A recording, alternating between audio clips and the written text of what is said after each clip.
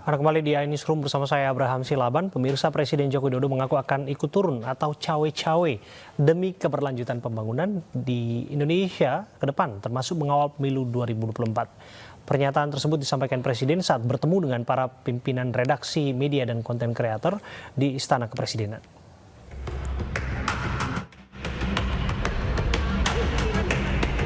Dalam pertemuan dengan para pemimpin redaksi media dan konten kreator di Istana Kepresidenan Senin kemarin, Presiden Joko Widodo mengakui dirinya cawe-cawe atau ikut-ikutan untuk urusan politik termasuk mengawal pemilu 2024. Meski demikian, Jokowi ingin cawe-cawe dalam hal kepentingan nasional.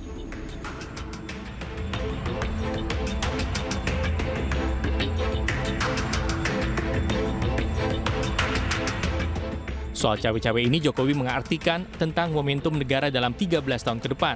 Hal ini untuk kepentingan Indonesia.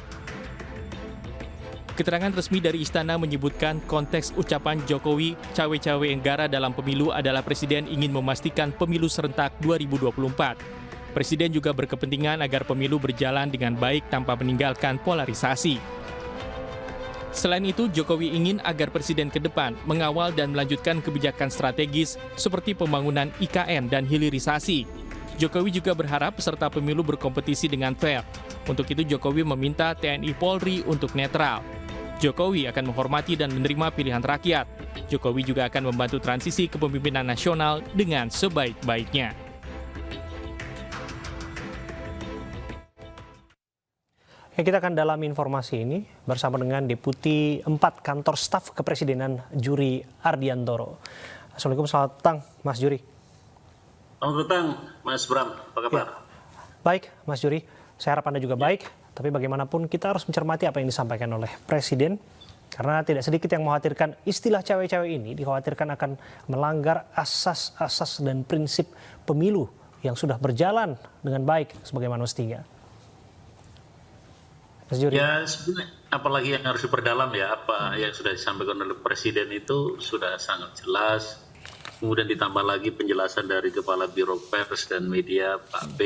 Jadi sebetulnya clear ya apa yang dimaksud dengan akan cawe-cawe Presiden di pemilu 2024 itu. Yang intinya adalah bahwa Presiden di dalam mengantarkan suksesi kepemimpinan nasional ini nggak mungkin diam saja atau tidak melakukan apa-apa karena tiba-tiba ada nih Kak, ya udah banyak kepentingan yang harus dikawal. Baik mengawal pelaksanaan pemilu supaya berjalan sesuai tepat waktu, pelaksanaan pemilu supaya lancar. Dan kemudian yang paling krusial adalah bagaimana program-program strategis nasional yang sudah ditetapkan oleh Presiden itu bisa dilanjutkan pada kepemimpinan selanjutnya. Belum lagi tantangan-tantangan ke depan yang memang membutuhkan kepemimpinan yang memiliki komitmen kuat untuk melanjutkan apa yang sudah sudah dibuat legasinya oleh Presiden saat. Mohon maaf saya potong Mas. Apakah ini artinya bahwa Presiden akan secara terang-terangan mengendorse dan mendukung calon presiden yang dimaksudkan akan berpihak terhadap kebijakan yang sudah dilakukannya dan akan dilanjutkan ke depannya, dan kemudian juga akan dalam artian menjegal bakal calon presiden yang dirasa tidak sepaham dengannya? Iya, kan sudah dijelaskan sebetulnya ya, dalam konteks cawe-cawe ini adalah dalam konteks yang sangat positif ya, positif dalam bahasa agamanya itu cawe-cawe yang hasanah gitu. Nah, jadi tidak mungkin Presiden akan mengorbankan reputasi dirinya, tidak akan menjadikan kekuasaan dimilikinya untuk membuat pemilu ini tidak berlangsung jurdil. Presiden akan menggunakan kapasitasnya, akan menggunakan otoritasnya untuk memastikan pemilu itu berlangsung jujur dan adil. Nah, sehingga tidak mungkin Presiden akan masuk ke dalam tindakan yang bisa merusak atau mengotori demokrasi sebagaimana Presiden sampaikan itu. Andai kata kalaulah Presiden tidak cawe-cawe sebagaimana yang disampaikan begitu ya, apa sih resiko yang barangkali akan terjadi ke depannya yang mungkin publik belum ketahui? Ya, jadi begini. Ya pertanyaan saya sederhananya, kenapa presiden harus cawe-cawe? Kalau nggak cawe-cawe, akan seperti apa republik ini? Ya, presiden harus memastikan bahwa penggantinya nanti adalah presiden yang akan datang adalah presiden yang memiliki komitmen kuat untuk melanjutkan apa yang sudah dibuat oleh presiden saat ini. Apalagi yang dilakukan oleh presiden adalah untuk kepentingan negara, yakni bagaimana mewujudkan Indonesia maju dalam rentang waktu 10 tahun ke depan misalnya. Nah, karena kalau salah kita memilih pemimpin dalam konteks ini, maka pondasi yang sudah dibuat ini untuk membuat Indonesia maju 10 tahun ke depan, 13 tahun ke depan ini, di mana bonus demokrasi kita akan nikmati, ya akan akan terancam. Kira-kira begitu. Oke. Yang jelas kan apa yang disampaikan presiden dalam statusnya sebagai kepala negara, kepala pemerintahan. Ya. Apakah kemudian Mas Juri Anda sangat berpengalaman dalam urusan pemilihan ini karena Anda pernah duduk sebagai ketua KPU, Mas Juri. Apakah ini kemudian nanti akan mempengaruhi perangkat-perangkat negara, instrumen pemerintahan yang nanti juga akan cawe-cawe juga dalam pesta demokrasi mendatang?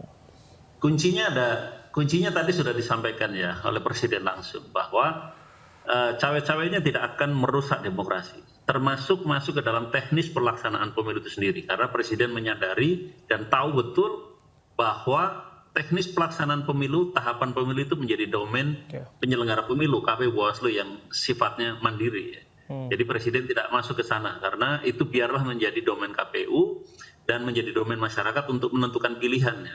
Tetapi presiden punya kepentingan sosok seperti apa yang mestinya menjadi presiden setelah beliau. Ya, urusan keberlanjutan pembangunan yang Anda sebutkan tadi menjadi catatan penting di dalamnya, tapi bagaimanapun kita akan lihat proses pemilu yang sudah berlangsung tahapan-tahapannya, dan kita akan lihat harapannya tentu saja tidak mengotori demokrasi yang sebagaimana Anda sebutkan tadi, Mas Juri. Terima kasih sekali lagi, Mas Juri Ardiantoro, aktivis, mantan ketua KPU dan saat ini sebagai staf di kantor staf presiden, sudah hadir bersama kami. Pemirsa, 8 fraksi Dewan Perwakilan Rakyat mendukung pemilu dengan sistem proporsional terbuka. Hari ini 8 fraksi DPR, Partai Golkar, Partai Demokrat, PKS, P3, Gerindra, PKB, Nasdem, dan PAN berkumpul membahas peluang MK mengabulkan sistem proporsional tertutup pada pemilu. Hasil pertemuan yang berlangsung tertutup, ke-8 fraksi menegaskan akan mendukung pemilu dengan sistem proporsional terbuka. Ke-8 fraksi juga berharap 9 hakim konstitusi objektif jelang putusan yang kabarnya akan dibacakan pada 31 Mei 2023. Maka kita minta supaya tetap sistemnya terbuka. Nah, kalau mereka memaksakan, mungkin orang-orang itu akan minta ganti rugi. Paling tidak mereka akan urus SKCK segala macam itu ada biayanya. Dan siapa ganti rugi yang mereka minta? Ya, bagi yang memutuskan sistem tertutup. Bayangkan kalau 300.000 orang itu minta ganti rugi, dan kalau dia berbondong-bondong ke MK, agak gawat juga itu. Bukan kita minta, kan mereka kemarin itu daftar itu undang-undang yang berlaku sampai sekarang itu sistemnya terbuka, jadi mereka nggak salah.